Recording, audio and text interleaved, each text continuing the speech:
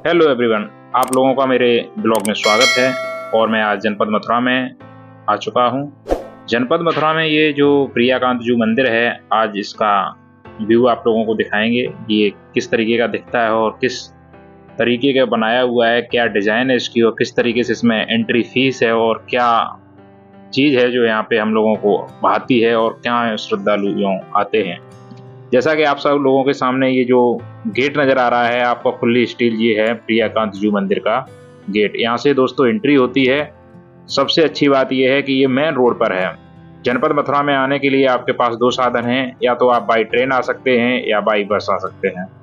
बस या ट्रेन से आप जो है स्टेशन पे उतरेंगे, वहाँ से आप छठी करा के लिए टेम्पो पकड़ सकते हैं और छठी करा से मात्र 200 या 300 मीटर की दूरी पर ये स्थित मंदिर आप जो है पैदल भी कवर कर सकते हैं। ये लोटस मंदिर की तरफ दिखने वाला मंदिर ये बहुत ही शोभा और अतुलनीय है। यहाँ पर श्रद्धालु आते हैं, बिल्कुल भी भीड़ भगदड़ नहीं होती है। अन्य मंदिरों की भांति यहाँ पर किसी तरीके का कोई शुल्क भी नहीं लगता है। ये मंदिर का निर्माण सन 2007 में हुआ है और ये बनने में इसको बताते हैं लगभग 7 साल का समय लगा है। इसके मंदिर के अंदर जब मैं गया तो एंट्री की और वहाँ मैंने देखा कि नीचे से जो है मंदिर को एक गुफा बनी हुई थी जो बहुत ही सुंदर और पत्थर को काट करके बीच में बनाई गई थी, जो बिल्कुल ये लग रही थी कि जो पहाड़ों के बीच हम लोग जिस तरीके से लुत्फ लेते हैं गुफाओं का, सेम उसी तरीके का ये बनाया गया था। इस गुफा के अंदर जब मैं गया तो इसमें मैंने देखा कि जितनी भी हमारी जनपद मथुरा में बाल लीलाएं हैं श्री कृष्ण जी की, उन बाल लीलाओं का चित्रण इसमें दर्शाया गया था। जैसा कि आप लोगों के सामने है और आप देख भी रहे हैं कि श्रद्धालु किस तरीके से इस गुफा में लुत्फ ले रहे हैं। ये काली और रंग बिरंगी दिखने वाली गुफा आपको एक अलग ही अद्भुत अनुभव कराएगी। आप जब मथुरा में आएंगे तो छठी करा से मात्र 300 मीटर दूरी पर स्थित ये मंदिर प्रियाकांत जू के नाम से जाना जाता है। इसके अंदर आने का कोई शुल्क नहीं है, जैसा कि आपको मैं पहले ही अवगत करा चुका हूँ, और इसमें बिल्कुल भीड़ भगदड़ जैसी स्थिति नहीं है। सबसे बड़ी बात ये होती है कि मथुरा में आप घूमने आए हैं, कहीं दब न जाएं, कहीं आपके साथ कोई घटना ना हो जाए, ऐसी सारी समस्याओं का निदान इस मंदिर में है। और आपको पूरे मथुरा में जितनी श्री कृष्ण जी ने बाल लीलाएं की हैं उसका सुंदर चित्र देखने के लिए आपको मिलेगा। जैसा कि आप देख रहे होंगे यहाँ पर जो है भगवान श्री कृष्ण की लीलाएं गोपियों के साथ हैं। छोटे बाल रूपी हैं, वो खेल रहे हैं, उनको जो है गोपियां पकड़ रहे हैं। आगे आगे आप जैसे ही बढ़ते जाएंगे, जैसे ही उन्होंने अपना जो है समय ग्वाल वालों के साथ, गायों के साथ और अपने मित्र और सखा और सहेलियों के साथ स्पेंड किया है, उन सभी लीलाओं का चित्रण यहाँ दर्शाया गया है। ये आप देख रहे होगे पूतना का जो उन्होंने वध किया था, पूतना दूध पिलाने आई थी छल कपट करके, तो वो सारे चित्रण इसके अंदर हैं। चित्रणकारियों की भी एक कला का बड़ा अलग ही अनुभव है। यहाँ इस पत्थर के बीच और पत्थर की बनी मूर्तियां किस तरीके से निखार कर बनाई होंगी, बहुत ही योग्य कलाकारों द्वारा ये मूर्तियों का निर्माण किया गया है।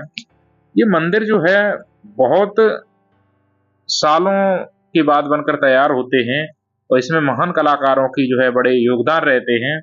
इसमें हर प्रतिक्रिया को दर्शाने का जो है अनुभव मिल रहा है। जितनी भी लीलाएं आप जो है मथुरा में घूम करके प्राप्त करेंगे, चाहे वो बरसाने जाएं, चाहे नंदगांव जाएं, चाहे गोकुल जाएं, या कहीं पर भी आप जा करके देखेंगे तो उन सभी के इसमें छोटे छोटे चित्रण जो है दर्शाया गया है।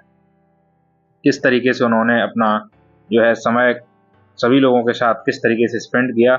और श्री कृष्ण जी की नगरी जो जानी ही जाती है श्री कृष्ण के नाम से, और यहाँ के मंदिर जो हैं बहुत ज़्यादा हैं, हर घर तुलसी हर घर मंदिर। ये बहुत ही शोभनीय और अतुलनीय बात है कि यहाँ पर हर किसी के जुबान पर श्री कृष्ण जी का नाम राधे राधे जपते आपको मिलेंगे। और आगे की तरफ जब मैं बढ़ा तो मैं देख रहा था गुफा जो है खत्म होने का नाम नहीं ले रही थी। काफ़ी दूरी की बनी हुई ये गुफा हमें बहुत ही पसंद आई। दोस्तों ये हम करते हैं कि आप जब भी मथुरा में अगर आते हैं बांके बिहारी और प्रेम मंदिर जी की तरफ घूमने के लिए, तो आप एक बार प्रियाकांत जी मंदिर की तरफ भी घूमेंगे तो आपको एक अलग ही सुखद अनुभव होगा। यहाँ श्री कृष्ण जी और राधा रानी जो है दोनों लोगों का चित्रण दर्शाया गया, जो कि झूले पे झूल रहे हैं। और पतली पतली चौड़ी चौड़ी और इधर उधर से इर्द गिर्द से दिखाए गए चित्रणों की भांति रची हुई ये गुफा आपको धीरे धीरे आगे की ओर बढ़ा रही होगी। और इसमें जो है लाइट का ये अपना अलग ही कलर फ्लो है। जिस तरीके की मूर्तियां हैं सेम उसी तरीके की डेकोरेशन भी की गई है। और इस मंदिर को मैं जितना मैं समझ पाया, जनपद मथुरा में मैंने घूमा है, देखा है, इस मंदिर के अंदर जितनी साफ सफाई है वो शायद ही हमें किसी मंदिर को देखने में मिली है। इस मंदिर में शांति और साफ सफाई के मामले में मैंने इसको नोट किया है और अच्छा लगा कि इसके घूम करके कि कैसे यहाँ चित्र दर्शाए गए हैं और किस तरीके की कलाकारी को यहाँ रूबरू कराया गया है। जब मैं पूरी गुफा को घूमते हुए निकल रहा था तो आगे देखा कि जो है देवी देवता सभी की मूर्तियों को उसमें दिखाया गया। कुछ चित्रण जो है महाभारत का भी था, कुछ रामायण के भी थे और श्री कृष्ण जी की तो संपूर्ण बाल लीलाओं का दर्शन यहाँ दिखाया ही गया है। ऐसे में जब आगे की तरफ और बढ़ रहा था तो देखा कि जो महाभारत में श्री कृष्ण जी ने जो है अपना योगदान दिया था उसका चित्रण भी यहाँ दर्शाया गया है। बड़े सौंदर्यशील और प्रेम भाव से ये मूर्तियां बनाई गई हैं और इनको सजाया गया है। ऐसा लग रहा है कि मानो ये साक्षात श्री कृष्ण जी और राधा रानी की मूर्तियां आपके सम्मुख हैं।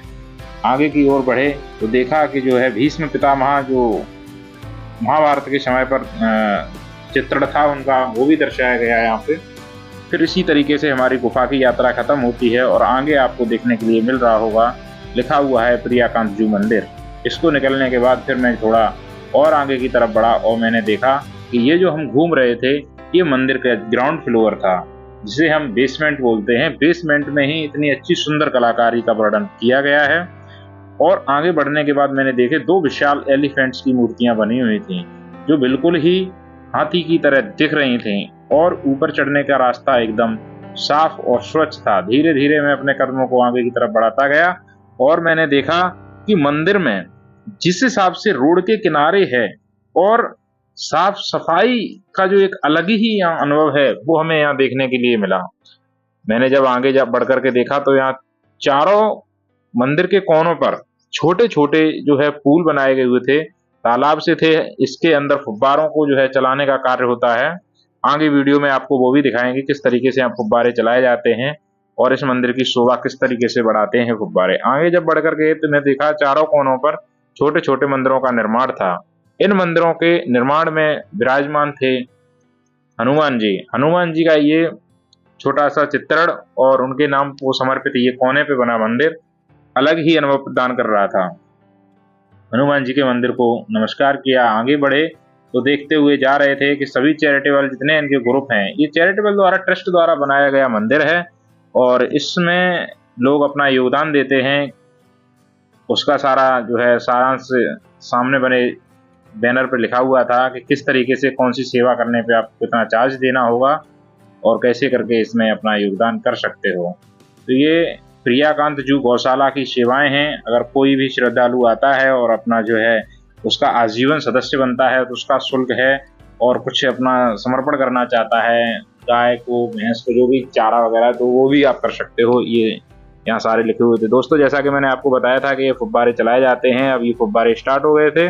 फिर मैं आगे की तरफ बढ़ा और एक कोने पर बना हुआ दिख रहा था शिव जी का मंदिर। शिव जी का मंदिर ही अतुलनीय और शोभनीय और जो है शांति से भरा हुआ था। इसमें विराजमान महादेव और पार्वती जी की मूर्ति बड़ी ही सुंदर थी। आगे की तरफ बढ़े और मैंने देखा कि ये पंखुड़ी जैसी दिखने वाली, ये लग रहा था मानो कि ये नीचे की तरफ हो, बिल्कुल गिरने वाली हो, लेकिन पूरे मंदिर का वजन अपने ऊपर सजोए एकदम स्वच्छ और ताकतवर की बिल्डिंग से बनाया गया ये मंदिर बहुत ही अच्छा लग रहा था। जब इस पूरे मंदिर को आसपास से घूम करके और जो है नज़ारे इसके देखे तो इसमें जनपद मथुरा के, जैसा मैं बोल रहा था कि आपको भांति भांति जगह जाने में जो आपको चित्रण दर्शाए जाते हैं वो सभी चित्रण इस मंदिर के अंदर थे। फिर आगे की तरफ इसके चारों कोनों पे ये मंदिरों का निर्माण है और जिन जगहों पर आप जाते हो सभी जगह पर भीड़ भगदड़ और सबसे बड़ी समस्या होती है गंदगी की, वो हमको यहाँ बिल्कुल भी नजर नहीं आ रही थी। श्री गणेश जी को समर्पित ये कोने पे बना मंदिर ये भी बिल्कुल साफ और स्वच्छ था। प्रियाकांत जू मंदिर जो अपना अलग ही अनुभव कराता है, ये पूरा लोटस मंदिर की तरफ भी दिखने जैसा लगता है। दोस्तों जैसा कि आपने इसको हमारे साथ देखा और यहाँ पे जो है गिरिराज जी की मूर्ति रखी हुई है और यहाँ जो है बिल्कुल ये सब हाथ का डेकोरेशन किए हुए हैं और उसी के हिसाब से बनाया गया है। तो ये ट्रस्ट के द्वारा भी मैनेजमेंट में बनाया गया मंदिर बड़ा ही सुंदर है और इसके चारों तरफ घूम करके जो अनुभव और सुखद और शांति का अनुभव होता है वो आपको शायद ही किसी मंदिर के अंदर देखने के लिए मिलेगा। तो यहाँ पर किसी भी तरीके का शुल्क नहीं है, प्रतिबंध नहीं है। हाँ, लेकिन जहाँ पर श्री राधा रानी और श्री कृष्ण जी की मूर्ति विराजमान है वहां पर फोटो खींचना मना है। दोस्तों, मैंने पूरे मंदिर को घूम करके आपको दिखाया और फिर मैंने आपको ये है सामने का व्यू, जहां आप बिल्कुल ऑन रोड है, ये कहीं किसी को पूछने और भटकने